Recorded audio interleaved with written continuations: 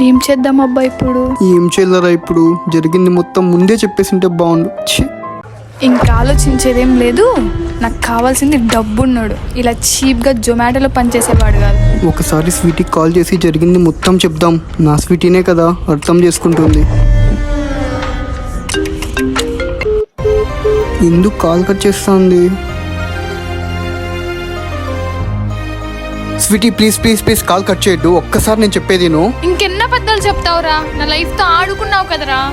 అయ్యో నేనేం తప్పు చేయలేదు స్వీటీ, ఒక్కసారి మనం కలుద్దాం ప్లీజ్. ఇదే మంచి అవకాశం, డైరెక్ట్ అక్కడే బ్రేకప్ చెప్పేయచ్చు. సరే, ఎక్కడ కలుద్దాం? మన ప్లేస్లోనే కలుద్దాం. సరే. అవును, సాయి సాఫ్ట్వేరే కదా, ముందు నుంచి వాడు నాకు ప్రపోజ్ చేస్తూనే ఉన్నాడు కదా. సరే, స్లోగా యాక్సెప్ట్ చేసేద్దాం. నువ్వు నా ప్రాణమే. హలో సాయి, ఎలా ఉన్నావు?